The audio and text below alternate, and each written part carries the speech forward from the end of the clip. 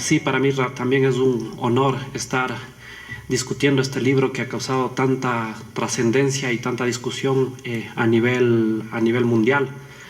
Yo quisiera focalizarme principalmente en buscar hacer la relación que existe entre el libro con reflexiones también políticas y económicas de lo que está pasando en la sociedad ecuatoriana. Para eso he dividido lo que voy a hablar en 5 partes. La primera parte va a decir las conclusiones principales para que se vea en qué marco se habla el libro de Piketty. La segunda parte voy a hablar sobre un tema que a mí me parece fundamental. De hecho, que alguna vez le titulé un artículo llamado Goodbye Pobretología, bienvenida Ricatología. Aquí claramente estamos frente a un enfoque completamente diferente de lo que ha implicado analizar la economía y la sociedad ecuatoriana, que generalmente ha puesto el énfasis en la pobreza.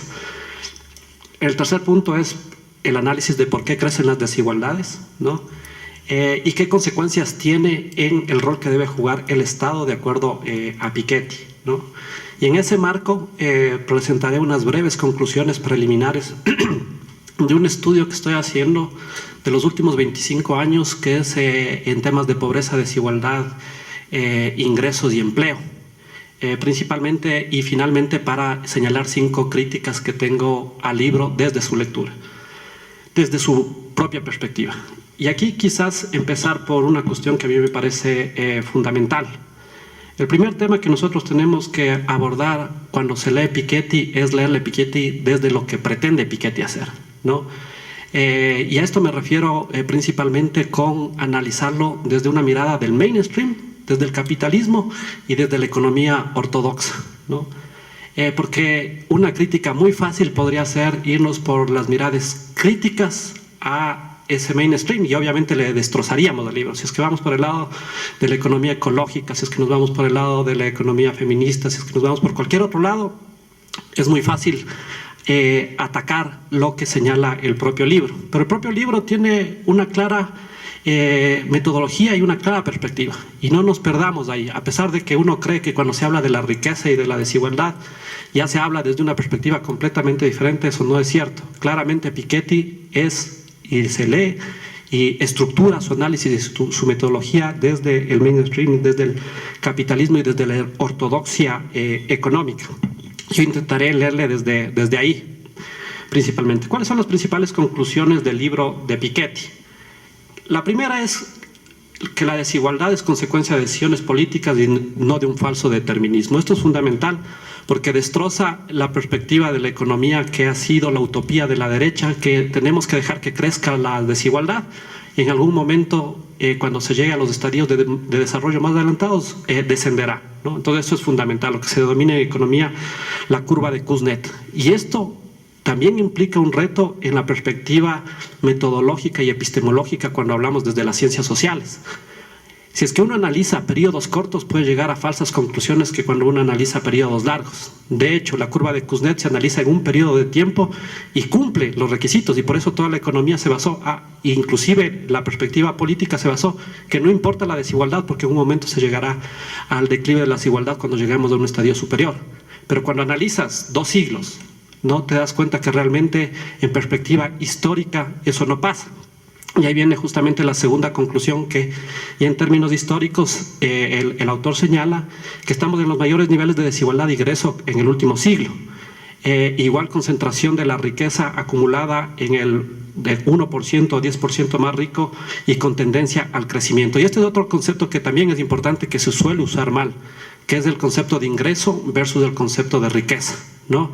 Acá claramente el autor separa los 2 conceptos y es necesario empezar a separar esos 2 conceptos, del ingreso versus el de riqueza. Y como se señalaba justamente, uno de los temas fundamentales de la conclusión es el analizar cómo la hiperconcentración no es deseable bajar por simplemente bajarlo, sino porque eso afecta justamente a la democracia, a las diferentes sociedades. Y a su vez que vale también la pena señalar que la mayor innovación que él ve en términos históricos, de un análisis de 200 años, la mayor innovación del siglo XX justamente es el incremento de la clase media. en donde se da una metamorfosis del capital, hace un análisis sobre el capital muy interesante, en donde señala que el capital pasa del capital rural al capital inmobiliario, industrial y financiero. Y diría yo que en el futuro tendrá mucho mayor peso el capital cognitivo, ¿no? Principalmente el peso que tienen los derechos de propiedad intelectual.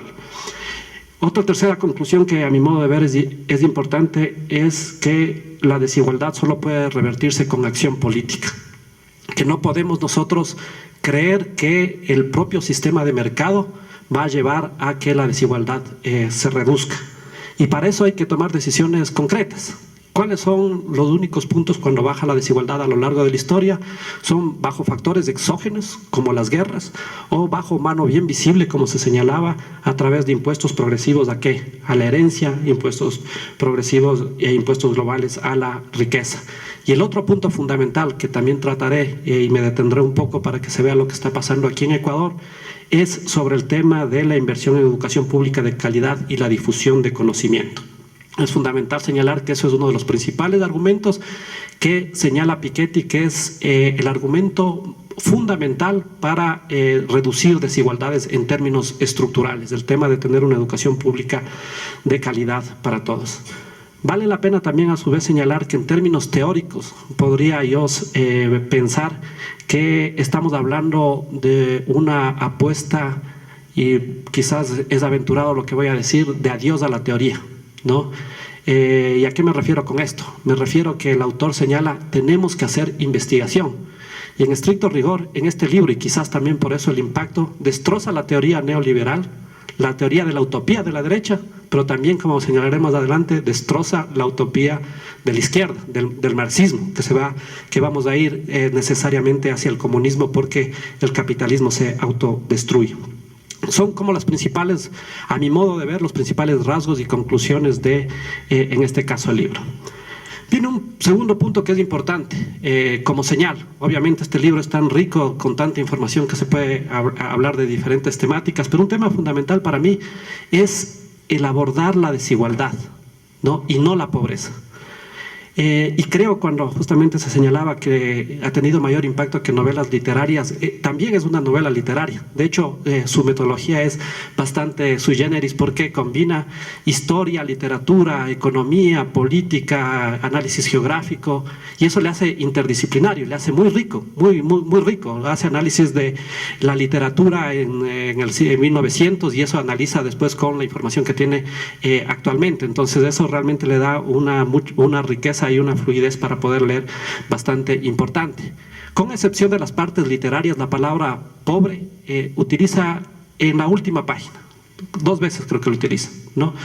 Y esto no es menor, porque acordémonos que en los últimos 20 años, que 30 años de neoliberalismo, el mayor impacto de construcción hegemónica, a mi modo de ver, de la derecha fue convencer incluso a la izquierda que para reducir la pobreza hay que tener políticas focalizadas pro pobres. Tengo justamente un artículo en el cual entro en profundidad y detallo el tema de por qué la equidad no produce igualdad. Y acordémonos de estos conceptos que utiliza todo el mundo, equidad, equidad, equidad, y ya con eso estamos bien y estamos siendo políticamente correctos.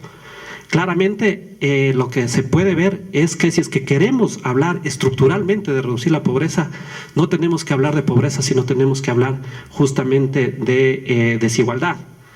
¿Desigualdad en qué espacios principalmente? En los sistemas excluyentes de salud y educación, buscar el tema de atacar la desigualdad en el tema patrimonial, en la concentración de la propiedad, y también el tema de los prejuicios raciales, de género y etarios.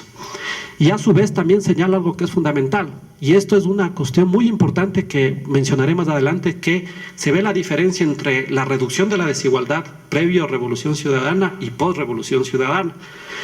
¿Por qué? Porque la desigualdad del ingreso en estricto rigor puede ser muy frágil. Con un shock te puede impactar muy rápidamente y te puede volver a subir la desigualdad.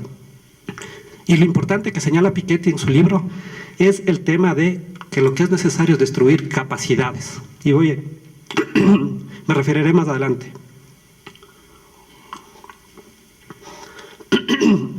De hecho, podríamos decir que el libro estudia al 1% más rico de las sociedades ricas, ¿no? O sea, el libro está enfocado en los ricos, por eso yo lo llamo, o sea, es bienvenido una nueva tendencia que se está dando a nivel mundial.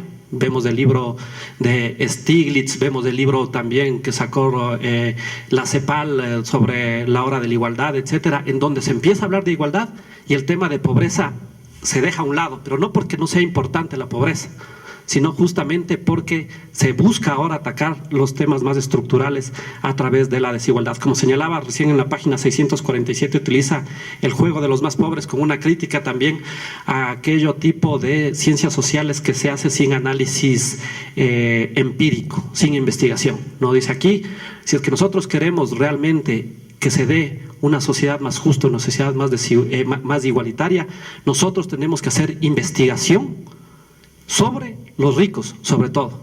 Y hace una invitación, por ejemplo, justamente aquí que está la directora del SRI y también otras autoridades, que se haga investigación sobre un grupo que nunca se ha investigado, ¿no? ¿Por qué se ha hecho hiperfocalización? ¿Por qué se ha hecho, y sabemos todo prácticamente como bichos de laboratorio, de los pobres, cuando realmente el problema de la pobreza no está en los pobres, sino está en los ricos? Entonces, este es un cambio, a mi modo de ver, también epistemológico, que trata de puntualizar en este caso el autor.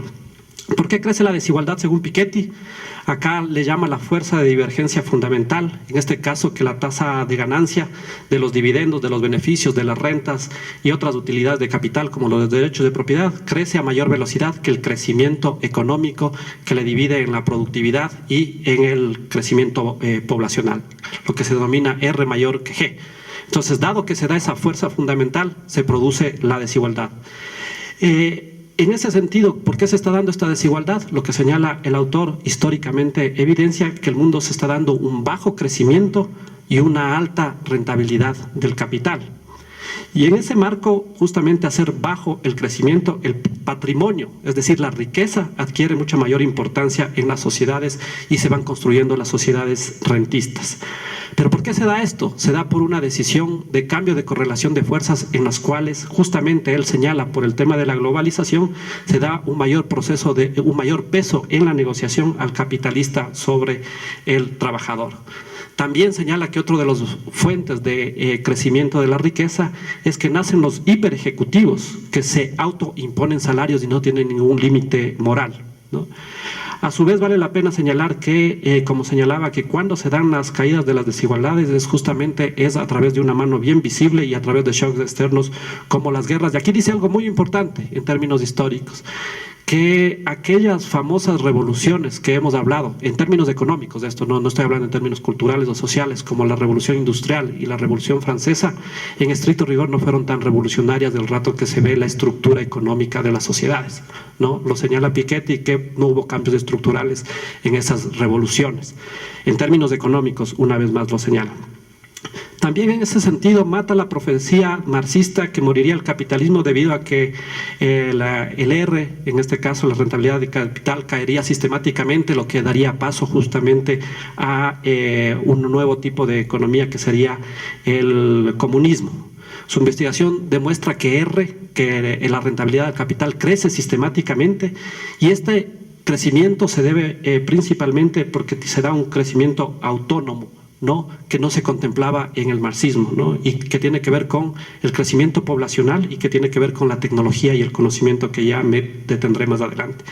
Aquí surge una de las contradicciones fundamentales, que debido justamente a la voluntad política que la rentabilidad del capital crezca, se está atentando contra la democracia. En ese sentido, le da un rol fundamental al Estado. Él le llama, hay que modernizar el Estado social, construir un Estado social moderno, que viene de la mano de un Estado fiscal. Y quizás estas citas que voy sacando son citas importantes en el marco también de la discusión pública que se da en el Ecuador. Y un tema fundamental que demuestra es que no se da el famoso trade-off en economía, la famosa disyuntiva entre eficiencia y redistribución, ¿no? Y llega a demostrar, por ejemplo, en el caso europeo, porque analiza alrededor de 32 países más de Estados Unidos, o sea, analiza los países ricos, que en el caso europeo los países más ricos, como son Suecia y Dinamarca, tienen los sistemas de impuestos más altos, ¿no? Con 50 y 60% de impuestos. En tanto que los más pobres, Bulgaria y Rumania, tienen los impuestos más bajos, ¿no? Entonces llega a decir, a ver, acá el famoso trade-off entre desigualdad y en este caso crecimiento no necesariamente se da. Esto también como un mensaje para lo que se viene discutiendo en la sociedad ecuatoriana. A su vez, también vale señalar justamente que existen factores endógenos importantes que es necesario tomar en cuenta el momento de buscar una sociedad más igualitaria. Y aquí permítame simplemente señalar rápidamente lo que está pasando en el Ecuador, al menos de esta pequeña investigación que estoy haciendo con respecto a la relación desigualdad, pobreza, empleo. En términos generales, si es que uno ve el análisis de la desigualdad, principalmente a partir del 2000, se ve que hay una tendencia a la baja, igual que la pobreza. Pero ¿cuál es la diferencia entre el 2000 y 2006 y el 2006 al 2014? Bueno, el primer punto que tiene que ver es que en este periodo, antes de la Revolución Ciudadana, podemos ir inclusive desde el 98, sin tomar en cuenta la crisis del 99-2000 que hubo, el tema es que la caída de la desigualdad y la pobreza se debieron a factores exógenos, ¿no? Es decir, se debieron al buen momento que vivían los commodities, que también se vivió en esta época, pero ya voy a señalar las diferencias, al tema de las remesas, al tema del crecimiento europeo y al tema del crecimiento mundial.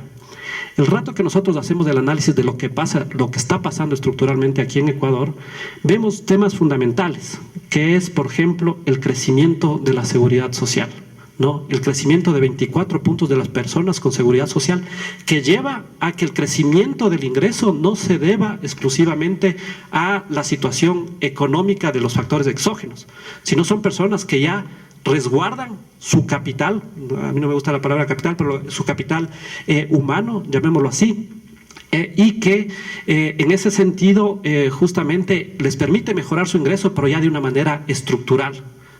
La caída que se da brutalmente de la pobreza en el ámbito rural se debe en buena medida, en gran medida, justamente al incremento de la seguridad social. Pero por otro lado se da un tema que a mi modo de ver es fundamental y es el corazón, el centro de las conclusiones de Piketty, que tiene que ver con el tema de la democratización a nivel educativo. Cuando se habla de 2 décadas perdidas en el caso económico, no solo es porque crecimos 0%, sino, por ejemplo, que en el 20% más pobre, la tasa de matrícula superior se redujo del 20 al 9% y se mantuvo hasta el 2006 en alrededor del 9.5%, es decir, no creció. Y a nivel de secundaria también hubo una caída sistemática de toda la matrícula secundaria. Entonces, esto, a pesar de que se disminuyó la desigualdad, hubo una desacumulación de talento, de conocimientos, de educación. Este momento lo que se está dando justamente algo que es fundamental en y a mi modo de ver es uno de los cambios más estructurales que se está dando, es que la matrícula en educación superior, por ejemplo, se ha incrementado en 8 veces.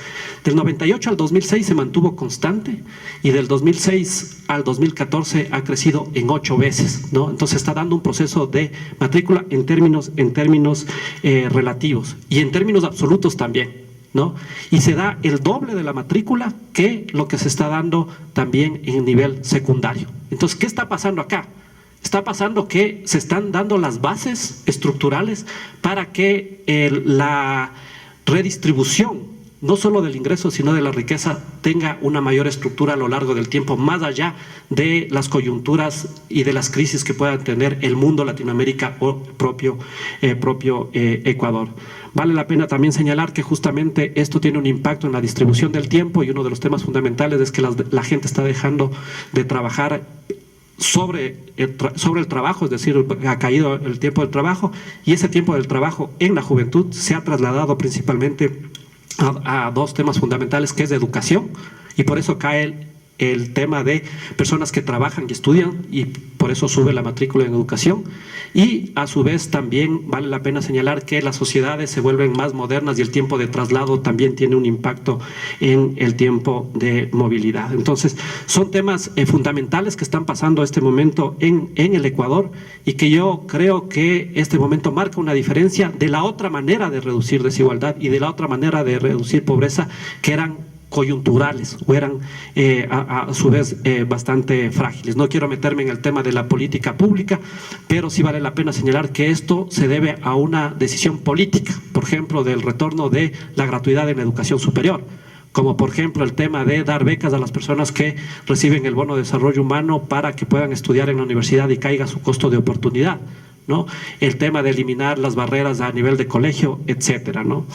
En ese sentido, cuando nosotros hablamos de poner el centro de la transformación en la educación en general, lo que nosotros estamos proponiendo como proyecto político es pasar desde una perspectiva de la plutocracia, ¿no? De esa sociedad que se basa en el poder de las personas con abolengo, las personas ricas, a una democracia real, de una sociedad dependiente a una sociedad autónoma, ¿no? Que depende de sí mismo porque realmente puede generar ese conocimiento, de oligarquías rentistas y hereditarias a sociedades democráticamente meritocráticas, ¿no? Por eso el tema de poner el centro, creo yo, en el tema de educación no es un tema menor, y es un tema que hay que seguir avanzando.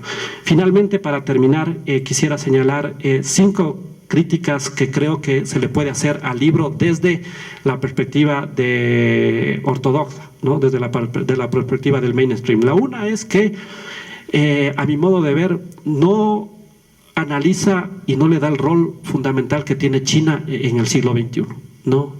Y no es justificación que no se tengan datos, ¿no? De hecho, Giovanni Arrighi hizo un famoso libro que es Adam Smith en Pekín, y tuvo mucha información para ver el rol que va a jugar y que ya está jugando China. Le da un rol bastante marginal porque se dedica principalmente a Europa y en este caso a Estados Unidos. Vale la pena señalar que solo con la decisión que tomó China de incrementar o dar la posibilidad de que se pueda tener un hijo más, aquellas personas que han sido hijos únicos, ya va a impactar en la tasa de crecimiento poblacional no solo de China sino mundial, y por lo tanto va a tener un impacto en esta predicción que tiene sobre el crecimiento Piketty. Un segundo punto que a mi modo de ver es fundamental es también cuál es la unidad de análisis cuando se analiza el capital a nivel mundial en el siglo XXI. Él lo sigue haciendo que sean los países. Y a mí me parece que es correcto que sean los países, pero no es suficiente. Estaba leyendo justamente hace un par de semanas y se señalaba, por ejemplo, que lo que produce o lo que genera Facebook es igual a lo que genera la economía de Perú.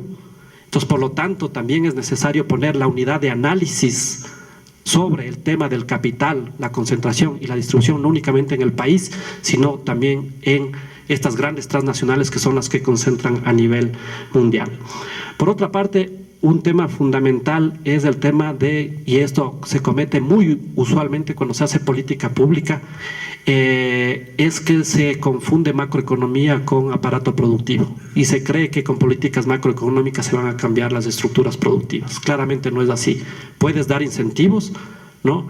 Y en ese sentido, Piketty nos deja una deuda bastante importante, inclusive dentro del propio mainstream, a mi modo de ver, de un análisis de economía política sobre el tema de la relación de clases, ¿no? Y esta decisión que toma y deliberadamente de decir, yo voy a analizar los deciles, el decil más alto y el percentil más alto, el 1% más alto.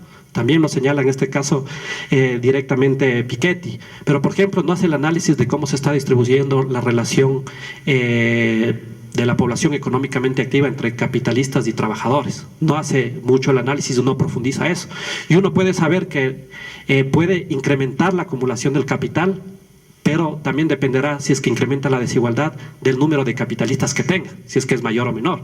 Ese tipo de análisis no hace, y ese es un análisis justamente de economía política.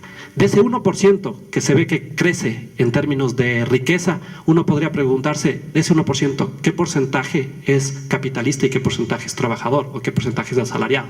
¿No? Eso no resuelve en este caso Piketty tampoco, ¿no? Y en este marco también vale justamente la pena señalar, con la información que se tiene, y algo que señala muy importante también Piketty, es el tema de la economía política de la producción de la información. principalmente cómo se produce esa información. Y dicho sea de paso, aquí acordémonos nosotros que durante prácticamente 20 años desapareció las estadísticas de la relación capital-trabajo. Ahí existe una economía política de por qué desapareció. Y justamente cuando estaba en Semplades hicimos que se vuelva a recuperar eso. Ahora hace el Banco Central, y estábamos conversando con amigos del SRI, señala que tiene muchos problemas de esta información, que es la información que se tiene. ¿Y qué señala esto? Que también es si es que es verdad lo que se señala en la información del Banco Central, que hay que analizarle a profundidad, se está produciendo cambios estructurales dentro de la economía ecuatoriana.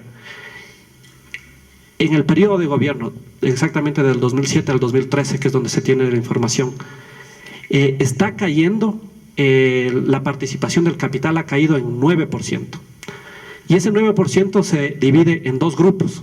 Un grupo que es fundamental, que generalmente no se le mete en la ortodoxia macroeconómica, que son los trabajadores. Ese grupo sí está, que sube su participación dentro de la riqueza en un 4%, 4.2%, y el otro punto que es fundamental y que a mi modo de ver es un mensaje que más fuerza le está dando en las entrevistas Piketty que en el propio libro, porque no le trabajan ni en las conclusiones ni en la introducción, que es lo que se denomina usualmente el ingreso mixto, y que es fundamental en la política pública. Porque, y él señala el modelo de Alemania, que es el modelo más que se da mucho peso a la propiedad social versus los otros modelos. Y justamente, si es que eso está pasando en Ecuador, nosotros estamos dando mucho peso a ese ingreso mixto, que puede ser el famoso cuentapropista, que puede ser la economía social y solidaria, que puede ser el cooperativismo, que puede ser el asociativismo, etcétera, que hay que profundizar en eso, ¿no? Y lo que yo creo que nosotros tenemos que justamente redireccionarnos como política pública es buscar no únicamente que se disminuya la relación capital-trabajo, sino que sobre todo incremente la participación de este ingreso mixto, porque ahí estás destrozando las relaciones de poder entre capital y trabajo realmente, ¿no? Y es lo que señala la Constitución, construir pluralidad de economías.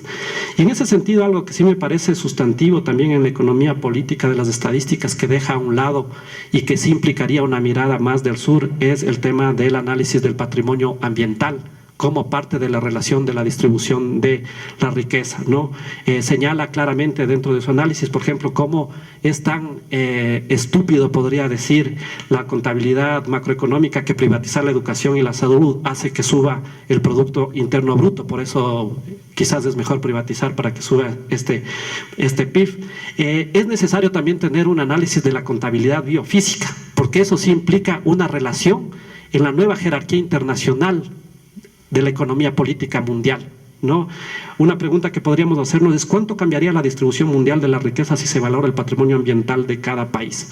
Claramente Piketty no ataca el concepto de valor, ¿no? Sino el valor clásico desde la perspectiva neoclásica. Por eso nunca se le puede asemejar al libro El Capital de Marx.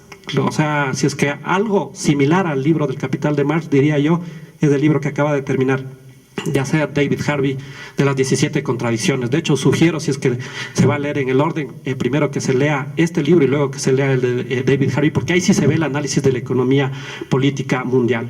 Y en ese sentido, también podríamos preguntarnos qué sucedería en la distribución de la riqueza a nivel mundial si se contempla el pago de la deuda ecológica. Claramente, el libro tendría otras conclusiones completamente diferentes, ¿no? Con la misma mirada del mainstream, ¿no? Contabilizando, como se suele hacer, el tema del capital del patrimonio natural. O podríamos incluir lo que generalmente Magdalena le gusta, el tema de las relaciones del trabajo de la mujer dentro del hogar, ¿no? Desde la misma perspectiva de contabilizarlo monetariamente, ¿no? Sin abordar los otros temas de nuevos valores y de nuevas contabilidades que se pueden dar a nivel mundial. En ese sentido, este libro es un libro muy rico, un libro que aborda temas estructurales también para tener los pies muy en la tierra, los que hacemos política pública, para buscar en este momento, si es que se busca algo que sea utópico para seguir caminando, ¿qué tenemos que hacer para que en el marco de esa transformación radical hagamos transformaciones estructurales bajo la lógica en la cual vivimos, que es el capitalismo? Muchas gracias.